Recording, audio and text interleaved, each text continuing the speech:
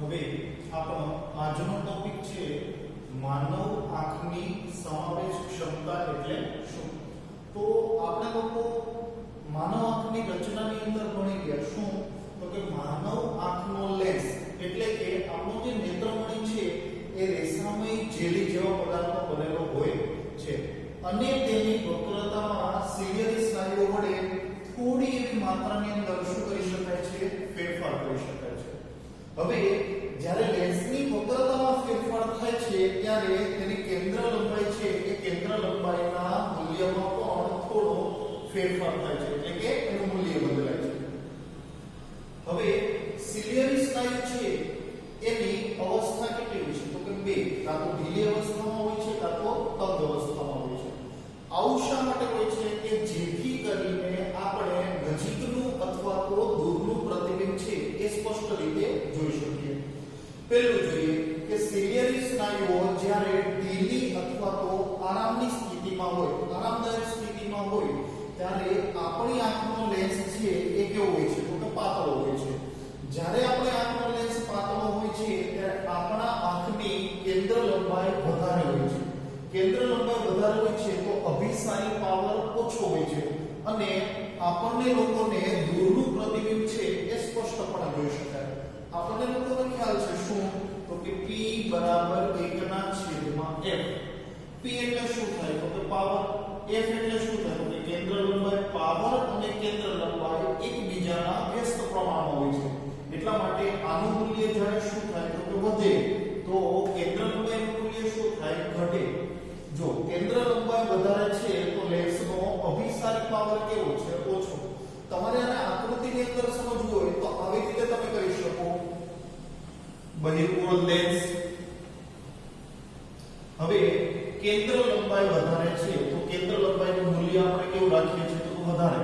કેન્દ્ર લંબાઈનું મૂલ્ય વધારે છે તો આપણને કેવું પ્રતિબિંબ સ્પષ્ટ દેખાશે તો કે દૂરનું પ્રતિબિંબ આપણને કેવું દેખાશે તો કે સ્પષ્ટ દેખાશે।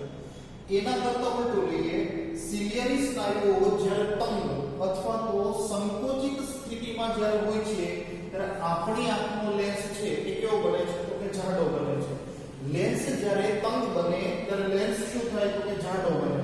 લેન્સ જાડો બને ત્યારે કેન્દ્ર લંબાઈ શું થાય ઘટે અથવા તો તેનો અભિસારી પાવર છે એ શું થાય તો વધે। કેન્દ્ર લંબાઈ ઘટે તો પાવરના મૂલ્યમાં શું થાય તો વધારો થાય। એટલા માટે આપણે લોકો નજીકનું પ્રતિબિંબ છે એ શું જોઈ શકીએ તો કે સ્પષ્ટ જોઈ શકીએ। આકૃતિમાં સમજવું હોય તો બહિર્ગોળ લેન્સ કેન્દ્ર લંબાઈ આપણે કેવી રાખવાની છે તો કે ઘટે એટલે કે આપણે કેન્દ્ર લંબાઈ કેવી રાખવાની છે તો ઓછી રાખવાની છે। કેન્દ્ર લંબાઈનું મૂલ્ય આપણે ઓછું રાખીએ છીએ તો આપણને કેવું પ્રતિબિંબ સ્પષ્ટ દેખાય છે નજીકનું પ્રતિબિંબ સ્પષ્ટ દેખાય છે। એટલે કે મારે જો સમાવેશ ક્ષમતાની વ્યાખ્યા આપવી હોય તો વ્યાખ્યા કેવી રીતે આપી શકું કે આંખના લેન્સની કેન્દ્ર લંબાઈમાં ફેરફાર કરવાની ક્ષમતા કોણ કરે છે તો કે સિલિયરી સ્નાયુ કરે છે તો એમને શું કહેવામાં આવે છે તો કે સમાવેશ ક્ષમતા।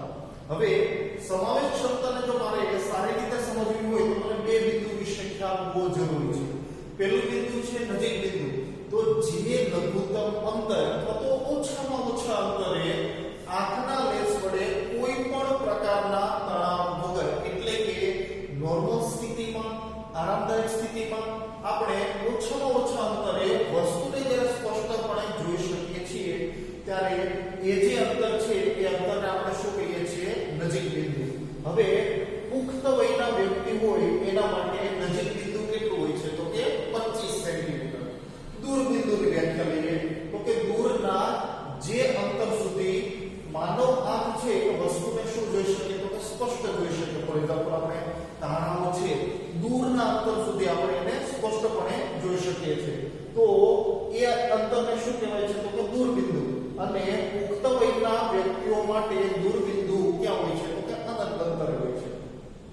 સમાવેશ ક્ષમતાને તમે આવી રીતે પણ વ્યાખ્યાયિત કરી શકો કે નજીક બિંદુથી લઈને દૂર બિંદુ સુધીનું અંતર કે જેમાં માનવ આંખ દરેક વસ્તુના પ્રતિબિંબને સ્પષ્ટપણે જોઈ શકે તેમને સમાવેશ ક્ષમતા કહે છે।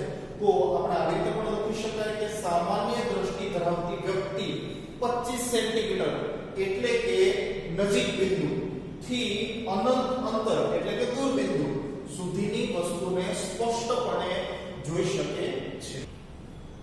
હવે આપણે એના પછીનો પ્રશ્ન જોઈએ. શું છે તો કે માનવ આંખમાં ખામી એટલે શું અને તેના વિવિધ પ્રકારો સમજાવો.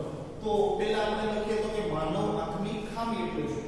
તો ઘણીવાર એવું થાય કે આપણને નજીકનું પ્રતિબિંબ હોય એ સ્પષ્ટ ન દેખાતું હોય, અથવા તો ઘણીવાર એવું બનતું હોય કે દૂરનું પ્રતિબિંબ છે આપણને સ્પષ્ટ ન દેખાતું હોય, અથવા તો એવી ઘટના બને કે બંને પ્રતિબિંબ છે એમને સ્પષ્ટ દેખાતા નથી, મતલબ કે ઝાંખા દેખાય છે. તો આપણે એવું લખી શકીએ કે કેટલીક વાર માનવ આંખ ધીમે ધીમે પોતાની જોવાની ક્ષમતા ગુમાવતી જાય છે. આના કારણે શું બને તો કે વસ્તુને પોતાની આંખની આરામદાયક સ્થિતિમાં સ્પષ્ટ રીતે જોઈ શકતી નથી. તો જ્યારે આવી ઘટના બને છે ત્યારે એમને શું કહેવામાં આવે છે તો કે માનવ આંખની ખામી. હવે એના પછી આગળના પ્રશ્નમાં શું પૂછેલું છે તો માનવ આંખમાં ખામી એટલે શું અને તેના પ્રકારો સમજાવો. તો માનવ આંખની ખામી છે એને સામાન્ય રીતે આપણે 3 પ્રકારમાં વિભાજિત કરી શકીએ. પહેલી ખામી કઈ છે તો કે લઘુ દ્રષ્ટિની ખામી. લઘુ દ્રષ્ટિની ખામીને બીજું શું કહી શકાય તો કે માયોપિયા કહી શકાય. બીજી ખામી કઈ છે તો કે ગુરુ દ્રષ્ટિની ખામી, તેને શું કહી શકાય તો કે હાઇપરમેટ્રોપિયા. ત્રીજા પ્રકારની ખામી છે એમને શું કહેવાય તો કે પ્રેસબાયોપિયા. હવે આની અંદર આપણે પહેલી ખામી લઘુ દ્રષ્ટિની ખામી એટલે કે આપણે લોકો શાના વિશે સમજીએ તો કે માયોપિયા વિશે સમજીએ. હવે આપણને લોકોને ખ્યાલ છે કે લઘુ, તો લઘુનો મતલબ શું થાય તો કે નાનું, અથવા તો શું થાય તો કે ઓછું. દ્રષ્ટિ એટલે શું થાય તો કે આપણી જોવાની ક્ષમતા. હવે તમે સામાન્ય સ્થિતિની અંદર વિચારી લો, માનો કે આ છે તમારો વર્ગખંડ એટલે કે તમારો ક્લાસ છે. આ શું છે તો કે બોર્ડ. માનો કે કોઈ વિદ્યાર્થી છે એ છેલ્લી પાટલી પર બેઠેલો છે, છેલ્લી બેન્ચ પર બેઠેલો છે. હવે કોઈ શિક્ષક એમને વાંચવાનું કહે છે તો શું બને કે આ જે વિદ્યાર્થી છે પોતાની પાસેની જે બુક છે એને સ્પષ્ટ રીતે વાંચી શકે, પણ જેને એમને શું તકલીફ પડે છે તો કે દૂરનું, મતલબ કે આ બોર્ડ પર છે એ બોર્ડ પરનું લખાણ સ્પષ્ટપણે વાંચી શકતો નથી. ફરીથી આપણે રિપીટ કરીએ. માનો કે આપણી પાસે વર્ગખંડ છે, તો વર્ગખંડની અંદર આ શું છે તો કે બોર્ડ. વિદ્યાર્થી માનો કે છેલ્લી પાટલી પર બેસેલો છે. હવે શિક્ષક જ્યારે એમને વાંચવાનું કહે છે ત્યારે પોતાની ચોપડી જે છે એમાંથી સરળતાથી સ્પષ્ટ રીતે વાંચી શકે છે, જ્યારે એમને બોર્ડ પરનું લખાણ જોવામાં શું થાય છે તો કે તકલીફ. તો આને આપણે એવી રીતે સમજી શકાય, ચોપડી પોતાની નજીક છે, મતલબ કે નજીકની વસ્તુનું પ્રતિબિંબ સ્પષ્ટ દેખાય છે. બોર્ડ એ વિદ્યાર્થીથી કેવું છે તો કે દૂર, દૂરનું પ્રતિબિંબ સ્પષ્ટ દેખાતું નથી. શું કામ તો કે બોર્ડ પોતાનાથી કેવું છે તો કે દૂર. તો આવા પ્રકારની ખામીને લઘુ દ્રષ્ટિની ખામી અથવા તો શું કહેવાય છે તો કે માયોપિયા. આપણે આવી રીતે એને લખી શકાય કે આ ખામીમાં નજીકની વસ્તુનું પ્રતિબિંબ કેવું દેખાય છે, સ્પષ્ટ દેખાય છે, જ્યારે દૂરની વસ્તુનું પ્રતિબિંબ સ્પષ્ટ દેખાતું નથી. આપણે શું સમજી ગયા, પોતાની બુકનું પ્રતિબિંબ સ્પષ્ટ દેખાય છે, જ્યારે બોર્ડ દૂર છે તો દૂરનું પ્રતિબિંબ સ્પષ્ટ દેખાતું નથી. હવે એની અંદર શું બને તો કે માનવ આંખમાં જે દૂર બિંદુ હોય એ દૂર બિંદુ શું થાય તો કે અનંત અંતરેથી ખસીને આંખની નજીકના વિસ્તારની અંદર આવી જાય. બરાબર છે? તો શું કહેવાય એને લઘુ દ્રષ્ટિની ખામી. હવે આપણે તો સમજી ગયા શું તો કે માનવ આંખની અંદર વસ્તુનું જે પ્રતિબિંબ છે એ વસ્તુનું પ્રતિબિંબ હંમેશા ક્યાં રચાય છે તો કે નેત્રપટલ પર રચાય છે. લઘુ દ્રષ્ટિની ખામીમાં શું થાય છે તો અનંત અંતરેથી દૂર બિંદુ ખસીને ક્યાં આવે છે તો કે નજીક. એટલા માટે વસ્તુનું જે પ્રતિબિંબ છે એ ક્યાં રચાય તો કે નેત્રપટલ છે. આ ભાગ કયો છે તો કે નેત્રપટલ. વસ્તુનું પ્રતિબિંબ ક્યાં રચાય છે તો કે નેત્રપટલ છે, નેત્રપટલના આગળના ભાગમાં રચાય. આવી રીતે લખી શકાય, નેત્રપટલના આગળના ભાગમાં રચાય. હવે આ ખામી એટલે કે લઘુ દ્રષ્ટિ ખામી છે એમને ઉદ્ભવવા માટેના કારણો કેટલા છે તો કે 2. પહેલું કારણ કયું છે તો કે માનવ આંખનો લેન્સ છે એની વક્રતા કેવી હોવી તો કે વધારે. વક્રતા વધારે હોય તો પ્રતિબિંબ છે એ નેત્રપટલના આગળના ભાગમાં રચાય. એટલા માટે કેમ ખામી બીજું એનું કારણ શું છે તો કે આપણી આંખનો ડોળો એ કેવો બની જાય તો કે લાંબો બની જાય તો કેવી ખામી રચાય તો કે લઘુ દ્રષ્ટિની ખામી રચાય હવે આ ખામીનું જો નિવારણ કરવું હોય તો કયા પ્રકારનો લેન્સ વાપરી શકાય અંતર્ગોળ પ્રકારનો લેન્સ હવે આ ખામી છે એ આપણને સામાન્ય રીતે નાની ઉંમરના વ્યક્તિઓમાં જોવા મળે છે હવે આપણે એને આકૃતિમાં સમજાવવું હોય તો આવી રીતે સમજાવી શકાય માનવમાં વસ્તુનું પ્રતિબિંબ ક્યાં રચાય છે તો કે નેત્રપટલ છે એ નેત્રપટલના આગળના ભાગમાં રચાય છે આપણે બાજુમાં લખી દીધું પ્રતિબિંબ નેત્રપટલના આગળના ભાગમાં રચાય છે તો આ આકૃતિશાળી થઈ ગઈ લઘુ દ્રષ્ટિની ખામી હવે આપણે એનું નિવારણ કરવું તો નિવારણ કરવા માટે કેવા પ્રકારનો લેન્સ વપરાય છે તો કે અંતર્ગોળ લેન્સ હવે આંખના આગળના ભાગમાં ચશ્મામાં જોઈએ તો આંખ છે એ આંખના આગળના ભાગની અંદર અંતર્ગોળ લેન્સ મૂકીએ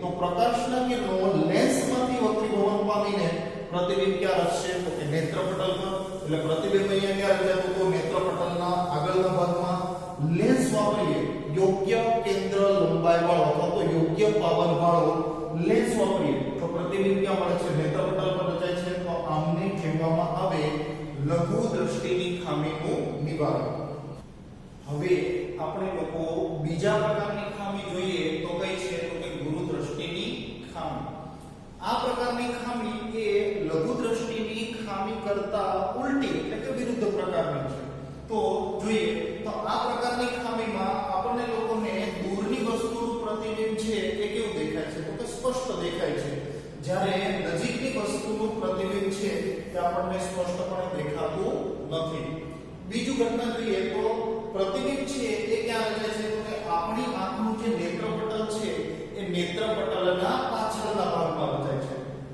ત્રીજું જોઈએ તો આંખનું નજીક બિંદુ કે સ્પષ્ટ દ્રષ્ટિ અંતર તો માનવ આંખમાં આપણે આગળ વળી ગયા શું તો કે સ્પષ્ટ દ્રષ્ટિ અંતર કેટલું હોય છે તો કે 25 સેન્ટીમીટર થી ખસીને કેવું જાય છે તો કે દૂર જાય છે એટલા માટે પ્રતિબિંબ છે એ ક્યાં રચાય છે તો કે નેત્રપટલ છે એમના પાછળના ભાગમાં રચાય હવે આ પ્રકારની ખામી છે એને ઉદ્ભવવા માટેના કારણો કેટલા હોય છે બે પહેલું કારણ શું કે આપણા આંખના લેન્સની વક્રતા છે એ વક્રતા કેવી હોય તો વધારે હોય તો આ પ્રકારની ખામીનું નિર્માણ થાય બીજું કે માનવ આંખનો ડોળો છે એ કેવો થાય કે ખૂબ નાનો થઈ જાય ત્યારે આવા પ્રકારની ખામીનું નિર્માણ થાય હવે આપણે આગળ જોઈએ કે આ પ્રકારની ખામીનું નિવારણ કરવા માટે આપણે કેવા પ્રકારનો લેન્સ વપરાય છે તો કે બહિર્ગોળ લેન્સ છે એનો વપરાશ થાય છે એના પછી જોઈએ તો આ પ્રકારની ખામી સામાન્ય રીતે મોટી ઉંમરની વ્યક્તિ હોય એની અંદર વધારે જોવા મળશે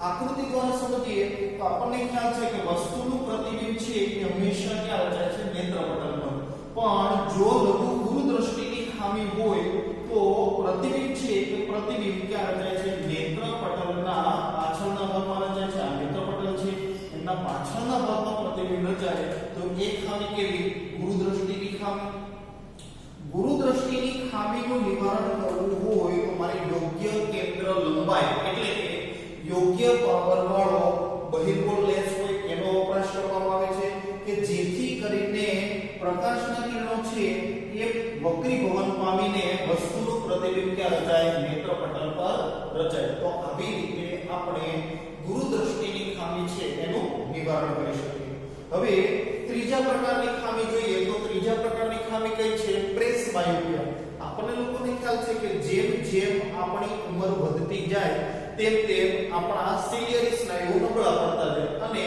આપણા આંખની જે સમાવેશ ક્ષમતા છે એ સમાવેશ ક્ષમતાની અંદર શું થતો જાય ઘટાડો થતો જાય તો મોટા ભાગની વ્યક્તિઓમાં આંખનું જે નજીક બિંદુ છે એ આંખનું નજીક બિંદુ દૂર ધકેલાઈ જાય આંખનું નજીક બિંદુ જો દૂર ધકેલાઈ જાય તો એના કારણે શું બને કે આપણે નજીકની વસ્તુનું પ્રતિબિંબ સ્પષ્ટ રીતે જોવું હોય તો ચશ્મા વગર એ વ્યક્તિ તેને આરામથી કે સ્પષ્ટ રીતે જોઈ શકતો નથી એટલે કે જોવામાં તકલીફ પડે છે તો આવા પ્રકારની ખામીને શું કહી શકાય પ્રેસ બાયોપિયા ખામીના ઉદ્ભવવા માટેના કારણો કેટલા છે બે પહેલું કારણ કે સિલિયરી સ્નાયુઓ શું પડી જાય છે તો કે નબળા પડતા જાય સિલિયરી સ્નાયુઓ નબળા પડવાનું મુખ્ય કારણ શું છે કે જેમ જેમ ઉંમર વધતી જાય એમ સિલિયરી સ્નાયુઓ કેવો પડતા જાય નબળા.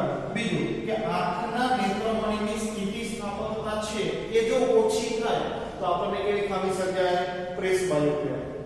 હવે આ પ્રકારની ખામીમાં આપણને ઘણીવાર એવું જોવા મળે કે વ્યક્તિને બંને પ્રકારની ખામી જોવા મળે. કેવા પ્રકારની? તો કે લઘુ દ્રષ્ટિ અને ગુરુ દ્રષ્ટિ એમ બંને પ્રકારની ખામીથી આ વ્યક્તિ પીડાતો હોય તો એની અંદર શું થાય કે એ વ્યક્તિને નજીકનું અથવા તો દૂરનું પ્રતિબિંબ સ્પષ્ટપણે જોઈ શકતો નથી. તો એમના નિવારણ માટે બાયફોકલ એટલે કે દ્વિકેન્દ્રી લેન્સનો વપરાશ થાય છે. ઘણીવાર આ પ્રશ્ન 1 માર્ક્સની અંદર પૂછી શકાય કે પ્રેસ બાયોપિયા પ્રકારની ખામીનું નિવારણ કરવા માટે કેવા પ્રકારના લેન્સનો વપરાશ થાય છે? બાયફોકલ. હવે એમના ચશ્મા જુઓ તો આવી રીતે હોય છે. સૌથી બહારનો ભાગ એ કેવો હોય છે? તો કે અંતર્ગોળ લેન્સ. સૌથી અંદરનો આ જે ભાગ છે એ કેવો હોય છે? તો કે બહિર્ગોળ લેન્સ. અંતર્ગોળ લેન્સ હોય એમાં દૂરનું પ્રતિબિંબ આપણને સ્પષ્ટ દેખાય છે, જ્યારે બહિર્ગોળ લેન્સ હોય તેની અંદર નજીકની વસ્તુનું પ્રતિબિંબ આપણને સ્પષ્ટ દેખાય છે. આપણે લોકો જોઈ જશું તો કે ત્રણેય પ્રકારની ખામીના નિવારણ માટે લેન્સનો વપરાશ થાય. હવે બીજી પણ ઘટનાઓ છે કે જેના દ્વારા આપણે આ ખામી છે એનું શું કરી શકીએ? તો કે નિવારણ કરી શકીએ. પહેલું શું છે? તો કે સંપર્ક લેન્સ કે જેને આપણે ઇંગ્લિશની અંદર શું કહીએ છીએ? Contact lens. એમના વપરાશથી આ ત્રણેય ખામીનું નિવારણ કરી શકાય અથવા તો શસ્ત્રક્રિયા એટલે કે ઓપરેશન દ્વારા પણ આપણે આ ત્રણેય ખામીનું નિવારણ કરી શકીએ. હવે આપણને ખ્યાલ છે આની અંદર જોઈએ તો માનવ આંખની અંદર ઘણીવાર એવું થાય કે આગળના ભાગની અંદર દુધિયા રંગનું વાદળછાયું આવરણ જામી કે જેના કારણે વસ્તુનું પ્રતિબિંબ આપણને સ્પષ્ટ દેખાતું નથી. તો આવા પ્રકારની જે ખામી છે તેમને આપણે શું કહી શકાય? તો કે મોતિયો કહી શકાય. અને મોતિયો છે એ સામાન્ય રીતે મોટી ઉંમરની વ્યક્તિઓમાં વધારે જોવા મળે કે જેમને શસ્ત્રક્રિયા અથવા તો ઓપરેશન દ્વારા આપણે એમને દૂર કરી શકીએ છીએ. અને વસ્તુ